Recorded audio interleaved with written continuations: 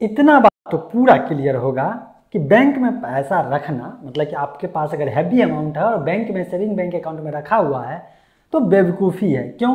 क्योंकि आप सभी लोग जानते हैं कि अगर बैंक में पैसा रखते हैं तो आपको इंटरेस्ट उतना ढंग का मिलता नहीं है और यहाँ महंगाई दर बाकी सब कुछ तो बढ़ते जाता है ना। तब सोचते हैं कि पैसे को या तो इस्तेमाल कर ले।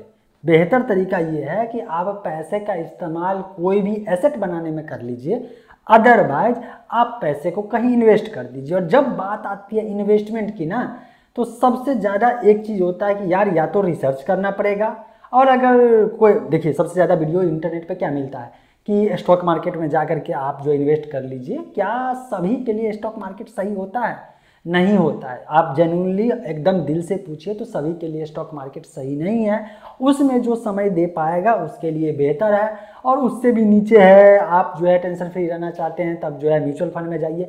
और नहीं तो अगर सदाबहार इन्वेस्टमेंट का तरीका ढूंढना है ना, जो शुरू से लेकर के अभी भी और फ्यूचर में रहेगा, जो एकदम अच्छा ग्रोथ देगा समय के साथ, वो है दोस्तों गोल्ड, सोना।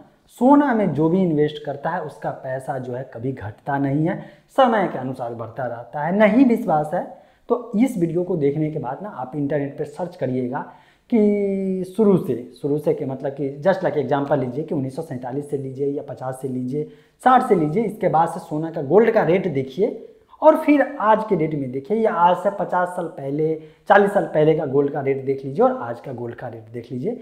फिर समझ में आ जाए कि यार अगर सदाबहार इन्वेस्टमेंट चुनना है ना तो बढ़िया है कि आप सोना। लेकिन यहाँ पे भाई साहब सबसे बड़ा कन्फ्यूजन क्या है, सोना का मतलब समझ लेते हैं, गोल्ड का मतलब ये समझ लेते हैं इन्वेस्ट के जा करके दुकानदार के पास जाते हैं, कोई ज्वेलरी खरीद लेते हैं और समझते हैं कि ये हम इन्वेस्टमेंट कर रहे हैं, जो कि एकदम गलत है। सोना की बात करते हैं, गोल्ड की बात करते हैं तो दो टाइप का होता है यहाँ पे, एक होता है फिजिकल और एक होता है डिजिटल।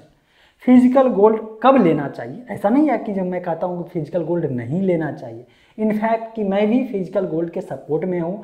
और कहाँ पे हूँ, अगर आप जो है एज ए शोकेस दिखाने के लिए, दिखाने का मतलब है कि उसको कंज्यूम करना है, आपके घर में जो लेडीज होगी या आप ही को अगर रिंग पहनना है, चेन पहनना है, मतलब रियली में उसका इस्तेमाल अपने बॉडी पे कर रहे हैं, किसी फंक्शन में जाने पे कर रहे हैं, तब आप फिजिकल गोल्ड खरीदिए, अदरवाइज नहीं खरीदिए। क्योंकि यहाँ पे नुकसान क्या होता है, पहला थेफ्ट का, चोरी हो सकता है सोना, कोई आपसे छीन सकता है, कोई आपके घर से चोरी कर सकता है और फिर आप पछताइएगा।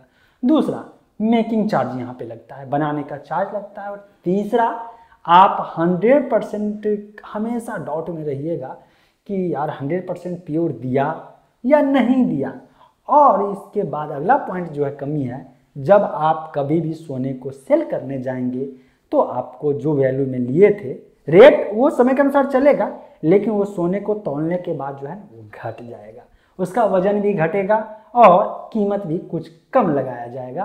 तो ऐसे में आप अगर इन्वेस्टमेंट के तौर पे फिजिकल गोल्ड खरीद रहे हैं तो यहाँ पे ये भी ना समझ ही होगा, समझदारी नहीं होगा। तब आपको जाना होगा डिजिटल गोल्ड में। और भाई साहब डिजिटल गोल्ड में भी ना आज के डेट में बहुत खेला है। हो ये रहा है जिधर देखिए उधर डिजिटल गोल्ड का प्रचार, सारे एप्लीकेशन इंटरनेट पे कह रहे हैं भाई मेरे से डिजिटल गोल्ड ले लो। कोई कहता है कम से कम 100 रुपया में भी दे देंगे, कोई कहता है 1 रुपया का भी आपको डिजिटल गोल्ड की ज़रूरत है तो वो भी आप मेरे से खरीद लीजिए। क्योंकि डिजिटल गोल्ड में भी कन्फ्यूजन अब लोगों को हो रहा है। डिजिटल गोल्ड का एक ही सबसे बड़ा बेनिफिट ये है कि आपको ये टेंशन नहीं लेना है कि वो सोना कोई चुरा लेगा। दूसरा बेनिफिट ये है कि आपको 100% जो है प्योर, 100% का मतलब ये नहीं 99.9% ऐसा बोला जाता है, 99% मान के चलिए कि आपको 24 कैरेट का सोना मिलेगा। और यहाँ पे आपको चूँकि फिजिकली कुछ मिलता नहीं है, एक तरह से आपको स्लॉट दे दिया जाता है उतने सोने का। तो ये होता है डिजिटल गोल्ड में, ट्रांजेक्शन सीमलेस, ट्रांसपेरेंट, डिजिटली काम कर सकते हैं। ये सब तो समझ में आ गया, लेकिन डिजिटल गोल्ड में भी बहुत सारा खेल है। लेकिन ये चीज़ तभी मैं बताने वाला हूँ, मेरा अपना जो ओपिनियन है, जब आप लोग इंटरेस्टेड होइएगा। क्योंकि अगर आप लोग इंटरेस्टेड ही नहीं होइएगा कि डिजिटल गोल्ड में क्या झोल चल रहा है, ये एप्लीकेशन वाले क्या झोल कर रहे हैं, कहाँ पे आपको बेवकूफ़ बना रहे हैं और कहाँ पे इसमें भी लोग ठगी का शिकार हो रहे हैं, तो इंटरेस्टेड अगर होइएगा तो बोलिएगा। बाकी आपको कैसा लगा physical gold versus digital gold के बारे में, इन्वेस्टमेंट का सदाबहार सिस्टम के बारे में, और आपके नज़र में भी अगर आप कोई ओपिनियन आपका होगा ना कि इन्वेस्टमेंट के लिए यार ये चीज़ जो चुनते हैं बेहतर रहेगा, बिंदास कमेंट में लिखिए, क्योंकि हमारा और आपका एक ही मकसद होना चाहिए सोशल मीडिया का इस्तेमाल इन्फॉर्मेशन एक्सचेंज करने के लिए। मैं वीडियो बना करके बता रहा हूँ, आप कमेंट सेक्शन में लिख कर बताइएगा, और बढ़िया लगे तो इन्फॉर्मेशन को शेयर भी कर दीजिए। मिलते हैं फ्रेश और अपडेट में साथ अगले वीडियो में।